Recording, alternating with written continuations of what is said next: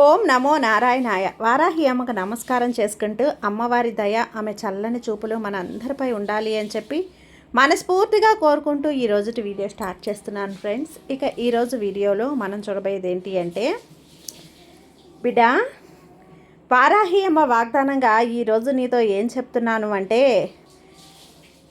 కాదు కూడదు అనకుండా, ప్రశ్నించకుండా ఇప్పుడే ఈ అమ్మ కళ్ళల్లోకి చూస్తూ నీ కోసం తెచ్చిన ఈ శుభవార్తని వినిబిడ్డ.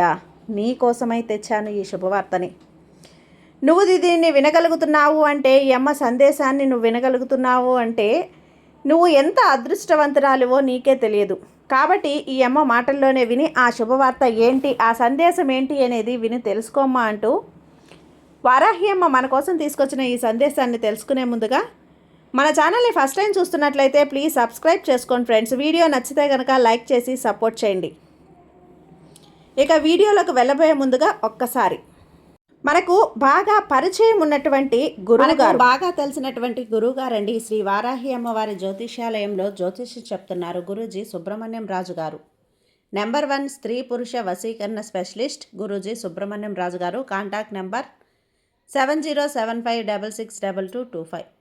ఈ గురువుగారు చెప్పింది చెప్పినట్లుగా జరిగింది. భార్యాభర్తల మధ్య గొడవలు ఉన్నా, విదేశీ ప్రయాణం ఆలస్యం అవ్వటం, ప్రేమ పెళ్లి సంతానం లేకపోవటం, కోర్టు సమస్యలు, గృహము మరియు కుటుంబ సమస్యలు, ధనం నిలకడగా లేకపోవటం, ఉద్యోగం ప్రమోషన్స్ విఫలం అవ్వటం, దీర్ఘకాలిక అనారోగ్య సమస్యలున్నా, విదేశీ ప్రయాణం ఆలస్యం అవుతూ ఉన్నా, స్త్రీలకు పురుషులకు సంబంధించిన గుప్త సమస్యలు ఎటువంటివైనా సరే రోజుల్లో పరిష్కారం చేస్తారు. మీరు ఎంతోమంది దగ్గర జ్యోతిష్యం చెప్పించుకొని పరిష్కారాలు చేయించుకొని నిరాశ చెంది ఉన్నట్లయితే ఒక్కసారి ఆదికొండ దేవతలైన కోయరాజు గారికి కాల్ చేయండి. కోయ గురూజీ గారు, కొండదేవత పూజారి సుబ్రహ్మణ్యం రాజు గారు. Contact number 7075662225. మా జీవితంలో కూడా ఎన్నో మార్పులు జరిగాయండి, కాబట్టి నమ్మకంగా చెప్తున్నాను. జై వారాహి అమ్మ. ఇక వీడియోలోకి వచ్చేస్తే, బిడ్డ, ఈరోజు నీకు ఒక శుభవార్తను తీసుకొచ్చాను. ఈ అమ్మ మాటల్లో విని అర్థం నువ్వు గ్రహించగలిగినట్లయితే ఆ శుభవార్త నువ్వు అందుకోగలుగుతావు. ఆ శుభవార్త నీ కోసమే బిడ్డ. నువ్వు కాదు అనకుండా, ఎందుకు ఏంటి అని ప్రశ్నించకుండా అందుకోవాలి. ఎందుకంటే ఈ శుభవార్తను స్వీకరించి అయితే ఈ అమ్మ మాట విను. నీకేం చెప్పాలి అనుకుంటున్నానో ఒక్కసారి నువ్వు విని తెలుసుకోవాలి కదా. ఇక ఆలస్యం చేయకుండా వారాహి అమ్మ మాటల్లోని అర్థం పరమార్థాన్ని అందుకో బిడ్డ. ఇక నేను ఏం చెప్పబోతున్నానో మనసు పెట్టి ఆలకించు. నీ కోసమే ఈ శుభవార్తతో వచ్చాను. నువ్వు కాదు అని చెప్పి ప్రశ్నించావు అంటే వెనక్కి అస్సలు పంపద్దు. నీ మనోవేదనకి బిడ్డ అంతలా మదన పడిపోతున్నావు కదా, ఆ విషయం నీకు తెలుసు కదా. అయినా ఎందుకమ్మా అనవసరమైన ఆలోచనలు? ఎవరో నిన్ను కాదు, ఈ విషయం నీకు తెలుసు కదా. వెంటాడుతూ ఏదో అనుకుంటారని బాధపడతావు. ఎవరో నిన్ను చూసి హేళన చేస్తున్నారు అని చెప్పి బాధపడద్దు. వారికంటూ సరైన ఒక సమయం అనేది వస్తుంది. దానికోసం నువ్వు ఎదురు చూడటమే ఆలస్యం. నువ్వు ఓర్పుతో సహనంతో ఉండు. ఎవరైతే నిన్ను హేళన చేస్తున్నారో, ఎవరైతే నిన్ను కించపరుస్తున్నారో, బాధ పెడుతున్నారో, మాటలతో వారు తప్పకుండా ఒకరోజు శిక్ష అనుభవిస్తారు, అనుభవించే తీరుతారు. కాబట్టి నువ్వు బాధపడాల్సినటువంటి అవసరం లేదమ్మా. నీ అంత మంచి మనసు వారు బాధపడటానికి పెట్టడానికి తప్పకుండా పశ్చాత్తాపడతారు. కాలం సమాధానం ఖచ్చితంగా చెప్పే తీరుతుంది. దాని గురించి ఆలోచించవద్దు. పాప పుణ్యాలను డిసైడ్ చేసేది కాలం మాత్రమే. కాలానికి విపరీతమైనటువంటి జ్ఞాపక శక్తి ఎక్కువే బిడ్డ. ఏ సన్నివేశాన్నైనా మర్చిపోదు. కర్మ రూపంలో తిరిగి వచ్చేస్తుంది, వడ్డీతో సహా తిరిగి ఇచ్చేస్తుంది. కాబట్టి బాధ పెట్టిన వారు కర్మను అనుభవించే తీరుతారు. ఇందులో ఎలాంటి మార్పు లేదమ్మా. నీలో నువ్వు బాధపడి కృంగిపోయి మదన పడటం మానేసి, ప్రతిరోజు కూడా అన్నప్రాసనలు మానేసి వెక్కి వెక్కి ఏడుస్తూ ఎందుకు బాధపడతావు? ఈ బాధ నీకెందుకు చెప్పు? నీ బాధను నువ్వు చూడలేకపోతున్నాను. నీ బాధను నేను నీ తల్లిని కదా, నువ్వు నా బిడ్డవి కదా, నా భక్తునివి కూడా. నీకు మంచి చేస్తానని నమ్ము. నువ్వు నా బిడ్డవి తల్లి. ఎవరు ఏది అన్నా కూడా నేను సహించను. దాని గురించి నువ్వు అసలు ఆలోచించనే వద్దమ్మా. దుర్మార్గులైన వారి నీ కోసం, నీ మనసును బాధ పెట్టడం కోసం ఎందుకు ఆలోచిస్తూ విలువైన నీ సమయాన్ని వృధా చేసుకోవద్దు. అది నాకు ఇష్టం లేదు. ఆ సమయంలో నీ ప్రయత్నాలు చెయ్యి. అలాగే ఓర్పు సహనమే వారికి గుణపాఠం కావాలి. అంతేకాని వారు నిన్ను బాధ పెడుతున్నారు అని నీలో నువ్వు కుమిలిపోతూ నీ బిడ్డల్ని, ఇంట్లో కుటుంబ సభ్యుల్ని పట్టించుకోకుండా అలాగే నిడూరంగా ఉంటే ఎలా? అదే నీ వేదనతోటి బాధపడుతూ ఉంటే ఎలా చెప్పు? అన్ని రోజులు కూడా కష్టమైన రోజులే ఉండవు, సంతోష రోజులు కూడా వస్తాయి.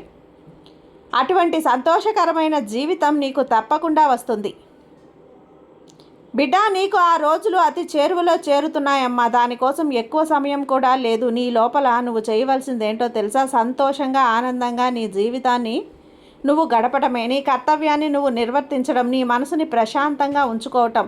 నీవు బాధపడటం చూసి నీ బిడ్డలు అలాగే నీ తల్లిదండ్రులు ఎంతో ఆవేదన చెందుతున్నారు. అలాగే ఈ వారాహి అమ్మ మనసు కూడా చివుకుమంటుంది. కాబట్టి నువ్వు బాధపడాల్సిన అవసరం నీకేముంది చెప్పు? నీ బాధ ఒకరి వల్ల అందరికీ కూడా బాధపడతారు కదా, అది నీకు అవసరం లేదు. నీ వాళ్ళని సంతోషపెట్టాలి తప్ప వాళ్ళని నువ్వు బాధ పెట్టకూడదు. అందుకే నేను పరుగున వచ్చి నీ యొక్క వాకు చెప్తున్నాను. నువ్వు వారి ఆలన పాలన చూసే ఈ సమయంలో నువ్వు ప్రతిరోజు కూడా రోధిస్తూ బాధపడుతూ నీ బిడ్డల ముందు నువ్వు ఎంతగానో బలహీన పడిపోతున్నావు. నువ్వే ఇలా అయిపోతే నీ బిడ్డల పరిస్థితి ఏంటి చెప్పు? తల్లి, నిన్నే నమ్ముకున్నాను, ఈ అమ్మని వేడుకుంటున్నాను. నాకు అమ్మైనా నాన్నైనా బంధువులైనా నువ్వే కదా అని నన్ను నువ్వు ప్రార్థించావు. నేను తప్పకుండా నీకు ఎవరున్నారు అని నా బాధ చెప్పుకోవటానికి నువ్వు తప్ప ఎవరు అని ప్రాధేయపడ్డావు. ప్రతిరోజు నా దగ్గర మొరపెట్టుకుంటూ ఉన్నావు బిడ్డ. నాకు మాత్రం ఎవరున్నారు? నా భక్తులే కదా. ప్రతిరోజు నువ్వు నా దగ్గర ఎంత సేవ చేస్తున్నావో నాకు తెలియదా? అందుకే నేను చెప్తున్నాను, నువ్వు ఏ పని చేసేటప్పుడైనా సరే నా మీద నమ్మకంతో చెయ్యి. నీకున్న కష్టాలలో బాధలో నేను పాలు పంచుకుంటున్నాను. నీకు మంచి చెయ్యనా చెప్పు? ఇలా నువ్వు బాధపడుతూ మదనపడుతూ ఆవేదన చెందుతూ ఉంటే నేను చూస్తూ ఉంటానా తల్లి? నిన్ను బాధ పెట్టే వారి నుండి నేను సమాధానం అందిస్తానమ్మా. నీ ముఖంలో సంతోషం కావాలి, నీలోని ఆత్మవిశ్వాసం కావాలి. ఈ వారాహి అమ్మ తల్లి నాతో ఉంది అనే ధైర్యం నీకు ఉండాలి. అలాగే నీలో నేను ఉన్నప్పుడు నీ దగ్గర రావటానికి కూడా వాళ్ళు భయపడతారు.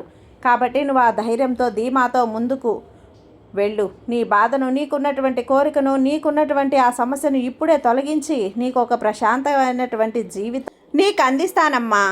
ఇందులో ఎలాంటి మార్పు లేదు. అందుకు ఎక్కువ కాలం కూడా పట్టదులే, అతి కొద్ది కాలంలోనే అయిపోతుంది. దీనికై నువ్వు ప్రాధేయపడ్డావు కదా, ఆరాట పడ్డావు కదా, కాబట్టి నువ్వు దుఃఖిస్తున్నావు. దానికి తగ్గ పరిష్కారం తప్పకుండా అందిస్తాను. కాబట్టి నువ్వు వంక వెడద్దు తల్లి, బెంగపడాల్సిన అవసరం లేదు. నిన్ను బాధ పెట్టిన వారి గురించి ఆలోచించడం అవసరం లేదమ్మా. దుర్మార్గులైన చెడ్డవారి మాటలు పట్టించుకొని ఎంతో విలువైన ముత్యాల్లాంటి నీ బిడ్డల నిర్లక్ష్యం చేస్తావా? నీ యొక్క విలువైన సమయాన్ని వృధా చేసుకుంటావా చెప్పు? బాధ పెట్టిన వారు బాధ పెడుతూనే ఉంటారు. అయితే నువ్వు బాధపడకుండా నీ చిరునవ్వునే నువ్వు వాళ్ళకి సమాధానంగా చెప్పు. నీలోని ధైర్యం ఉండాలి, అదే వాళ్ళకి గుణపాఠం. నా భక్తులు ఆహారాలు చేస్తుంటే ప్రతి క్షణం బాధపడుతుంటే నేను తట్టుకోలేనమ్మా. ఈ తల్లి వారాహి తల్లి నేను చూస్తూ ఊరుకోను. వారికి తగ్గ గుణపాఠం చెబుతాను. బిడ్డ, నీ కోరికలు చక్కటి చిరునవ్వుతో నేను సమాధానంలా ఇస్తానమ్మా. నీ చిరునవ్వు నీకు వారికి గుణపాఠం అనేది తగినటువంటి ఆత్మస్థైర్యం నేను కల్పిస్తాను కదా. అన్నింటికీ ధైర్యం బలాన్ని ఈ అమ్మ నీకు కల్పిస్తుంది, అందిస్తాను కూడా. తల్లి, నేను నీ పక్కన ఉండగా ఎల్లవేళలా నేను రక్షించుకోవటానికి నేనుండగా నీకు భయం ఎందుకు చెప్పు? దిగులెందుకు? ఈ విషయాన్ని నువ్వు మనసులో స్థిరంగా పాతుకు పెట్టుకో. నీ వారాహి అమ్మ ఉంది. నీ సంతోషానికి చిరునామాని నేను అందిస్తాను. అమ్మ ఈ రోజు నుంచి ఏ ఆందోళన లేకుండా ఇప్పుడే ప్రశాంతంగా నిద్రించు. ఇక ఏ ఆలోచన నీ మనసులో బాధ పెట్టకూడదు. ఈ అమ్మ కవచంలా నీ చుట్టూ చేరి నిన్ను రక్షిస్తూనే ఉంటాను. నీకు అండగా నేనున్నాను. నీకు దిగులెందుకు? ప్రశాంతంగా నిద్రపో. నీ కోరిక తీరుతుంది బిడ్డ. రేపటి లోపల శుభవార్త అందుతుంది. సర్వే జన సుఖినో భవంతు. జై వారాహి అమ్మ.